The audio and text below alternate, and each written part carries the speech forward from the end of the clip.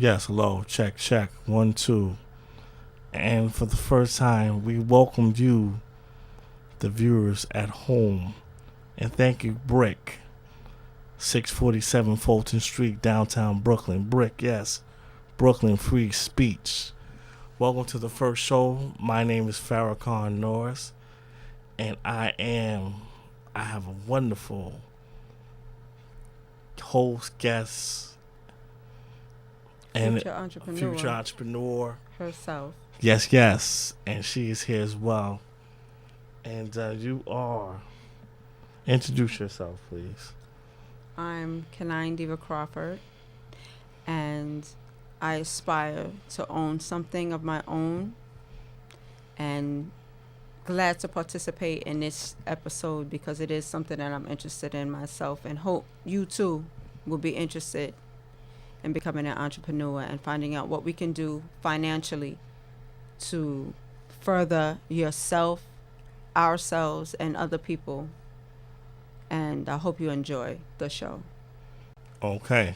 Now, I guess first things first, it's very important that we shows to call the Nation of Black Entrepreneurs. But first and foremost, what pretty much is a nation? You know?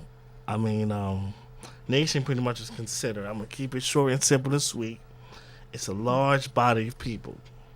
You know, the definition itself, it says a large aggregate of people united by common descent, history, culture, or language, inhabiting a particular country or territory. Make it short and sweet, it's a large body of people. Entrepreneur itself stands for a person who organizes and operates a business or businesses taking on greater than normal financial risk in order to do so. So pretty much today, this is the first show. I did invite several guests to come, and I definitely will give them a shout out during it. This show is pretty much based on entrepreneurs in Brooklyn and New York City all around. I think it's fair. Brooklyn deserves it. We're going to start off with many people on the outside in Brooklyn itself. There's a lot of businesses out there. There's a lot of talent. There's a lot of entrepreneurs out there that are doing it. And this will be a catalyst and an opportunity for them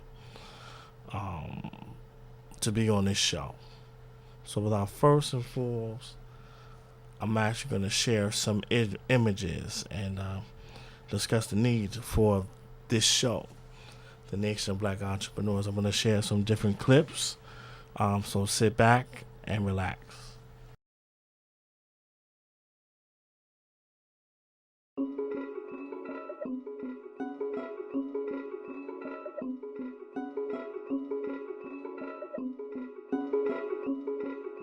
Sherlock. Magical.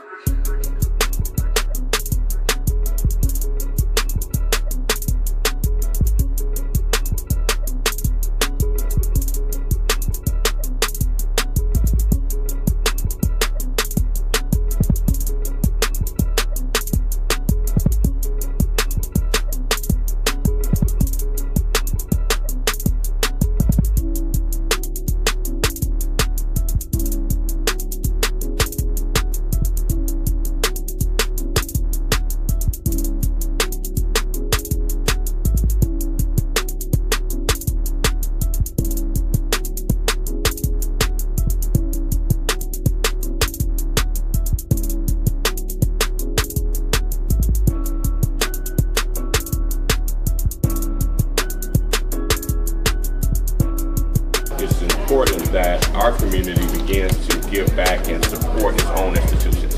And we haven't been doing that, and it's really important to see and really encouraging to see the entertainment industry stepping up in the way that they have decided to do today at the start of African American or Black History Month.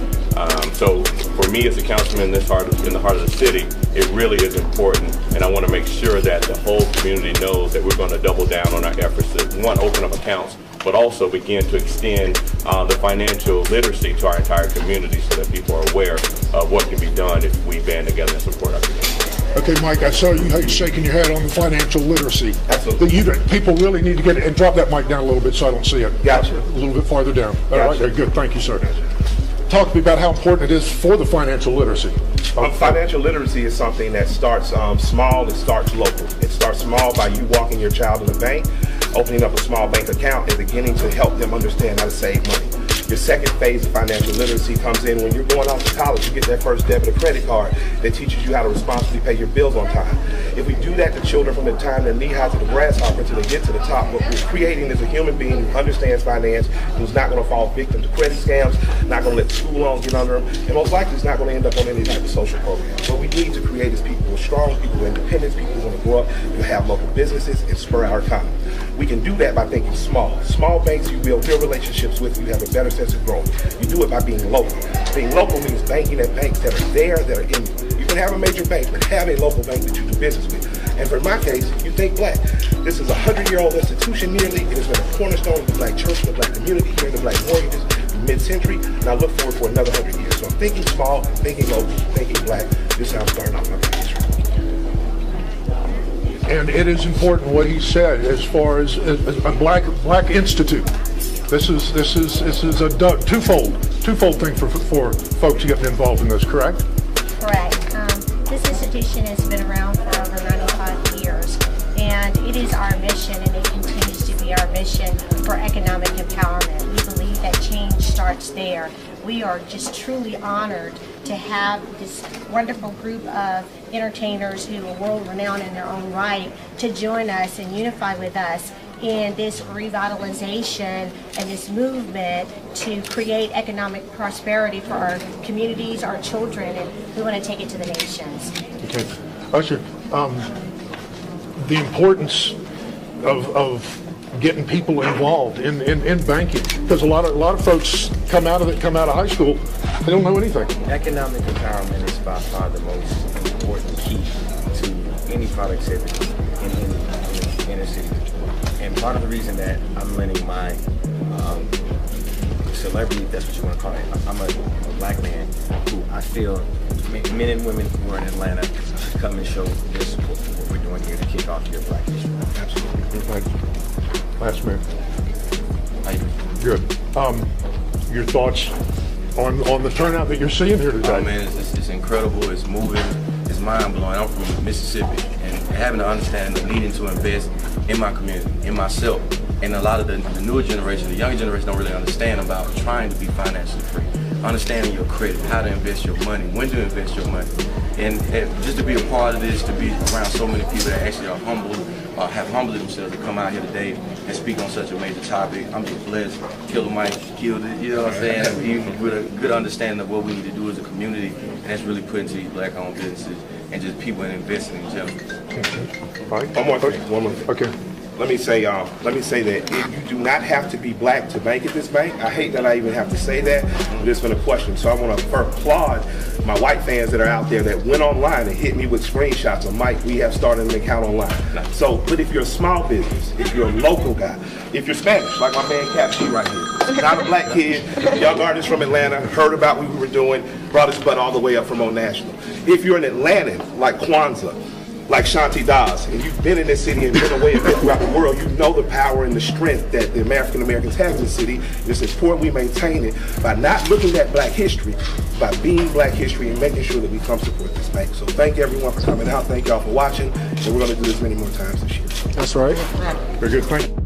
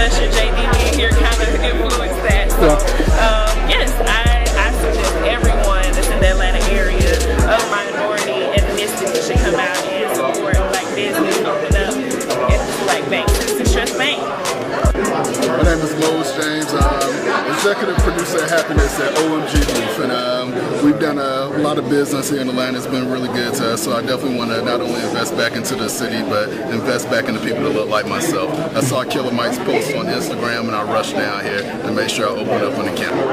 It's extremely important to put our money right back into a community that supports us. Once again, I've been very blessed here in Atlanta, and I spread my money across other banks, but I've always had issues when I just want to go and get a loan. I've had 10 times the amount of money that I've been seeking at other banks and other establishments and haven't been able to get the loans there. So it's important to try investing into our own and investing into ourselves. So that's exactly why I'm here. Sounds great, man. Thank you so much. Welcome. We are extremely excited. This is Citizens Trust Bank, and we're part of the movement. We understand that economic empowerment and economic prosperity is the key to a lot of social injustices and equality. And we're happy to have the celebrity status that are unifying with us, because we believe that this is where revitalization happens. It's all about economic empowerment for our communities, doing business together, supporting each other, and help our businesses begin not only to thrive, but to grow. And so we're excited about this opportunity. We're excited to have this movement happen, and we're very thankful for the celebrities that are putting their money where their mouth is, because it's all about the spend and us empowering our own communities in order to grow and thrive. It's important that you support small businesses because they're right where you are. And small businesses are going to be more willing to work with you and know you personally. So this is a small bank. Also, it's a local bank. You want to go local or regional because that way you have power within your region to directly affect change. So this bank affects, it employs people here, it mortgages people here. This bank directly affects this community. And as a black person, it's important that this bank is a black bank, because what that does is employ blacks, strengthens my community, makes sure mortgages and jobs are there. So that's why it is important that me, as an American and as a black man, are supporting small, supporting local, and supporting black. Thank you, sir.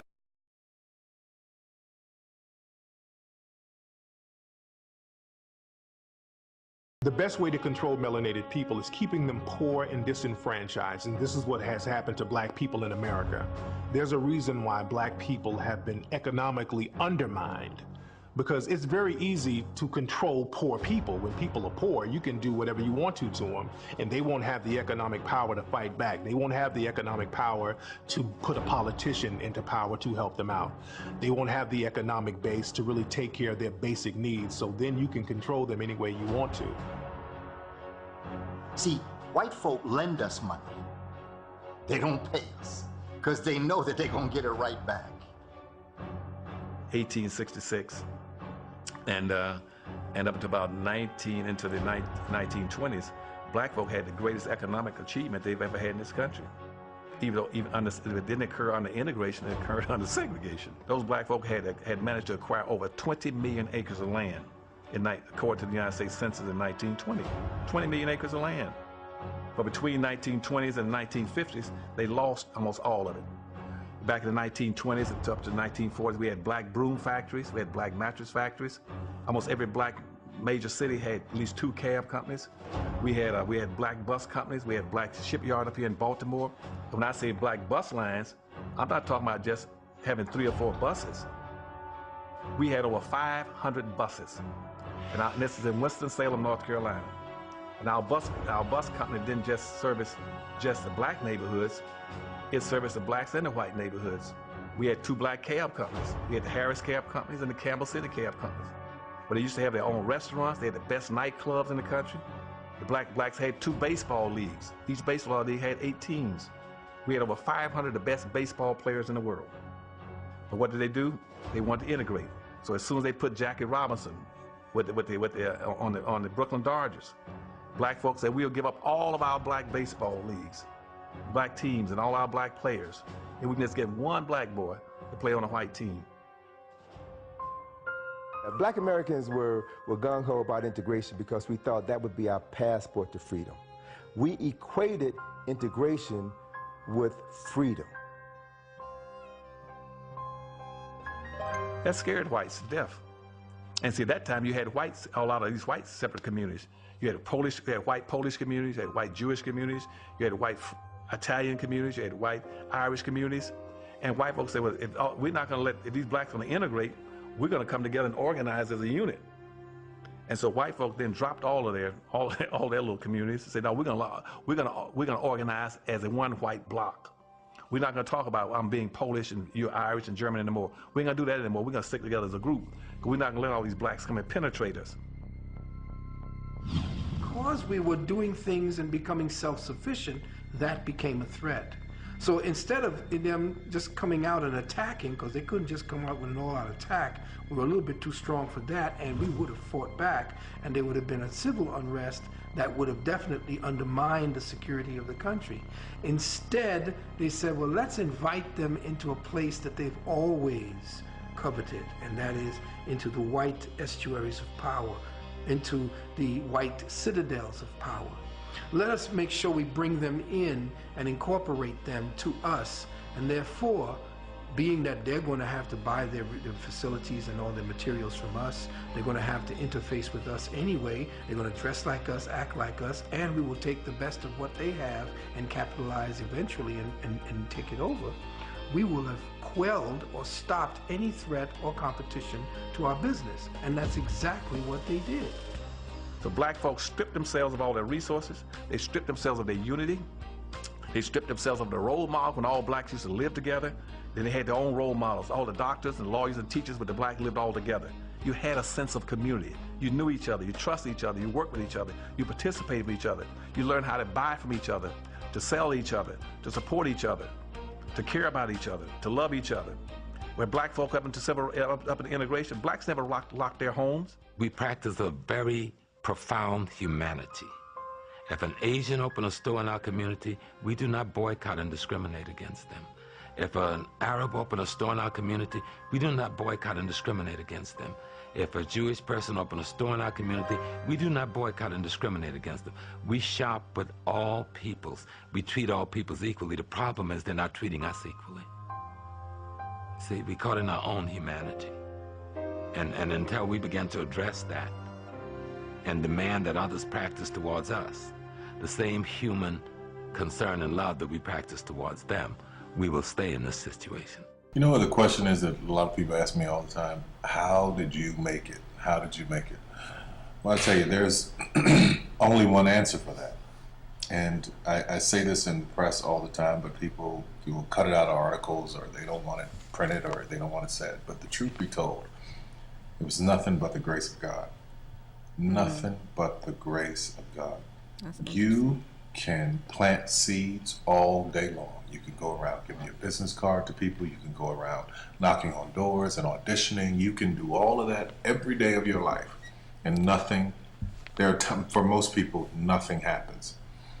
That's true. When a seed is planted in the ground, all you can do is water it. You cannot control the sunshine, you cannot control the weather, and you cannot control whether the locusts will come and try and destroy it. All you can do is plant your seed in the ground, water it, and believe.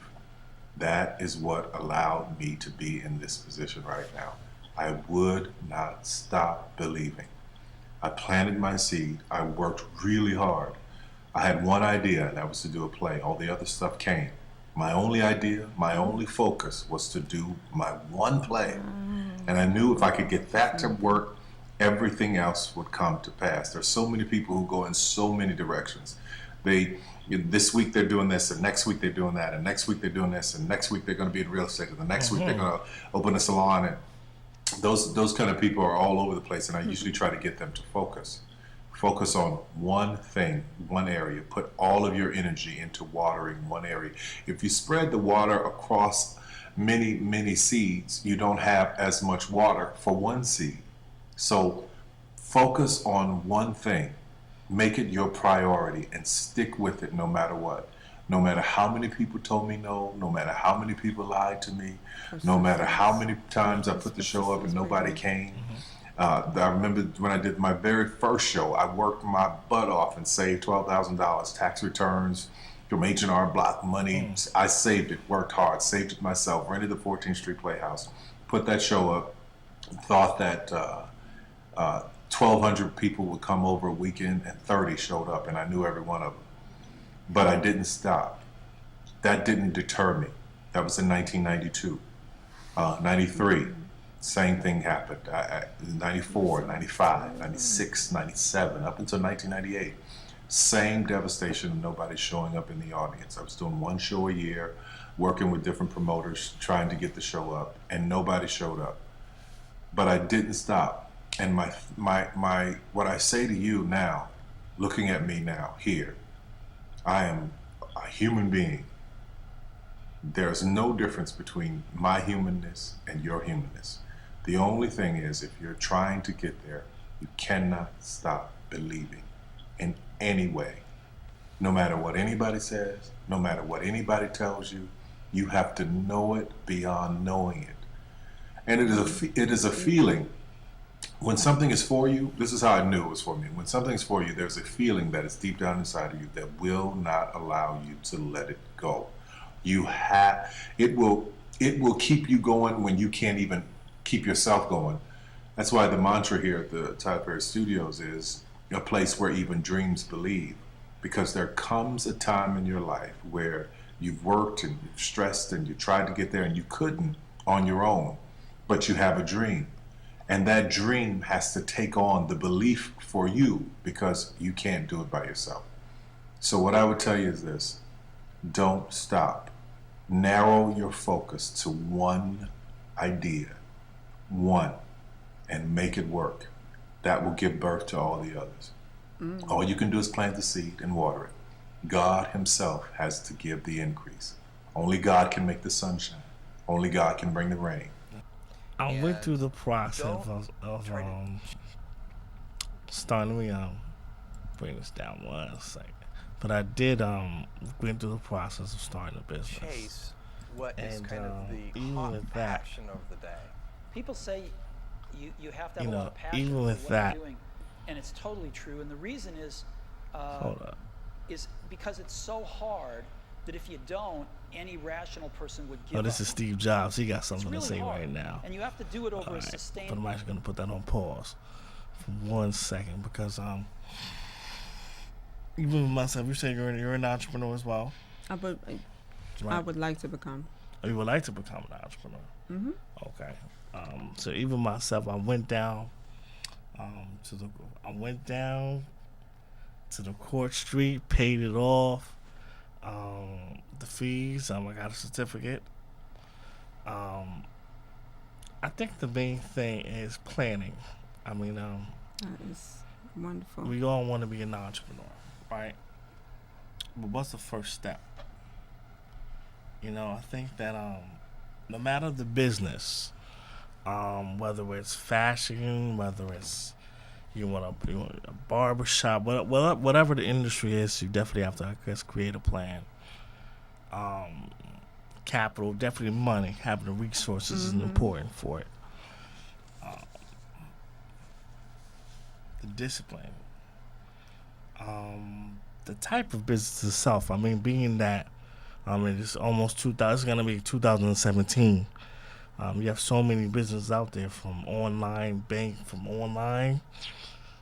There's so many different businesses out there. Network marketing. You have the traditional entrepreneur. You have so many businesses out there. It's not even funny. So I would say, as far as the audience itself, what do you want to do? Because ultimately, you're going to be creating jobs. And how are you going to do it? Take the necessary realistic steps. I would suggest get a coach. There's the libraries in New York alone. You have the public library. You have SCORE. I've used them for an example. There are so many other people. Definitely shout out to Project Enterprise, Harlem Business Alliance. In Brooklyn, there's a ton. I would suggest go to the libraries. They have a business center there. Take advantage of every opportunity. Read. Use the internet. What I think is important too. Okay.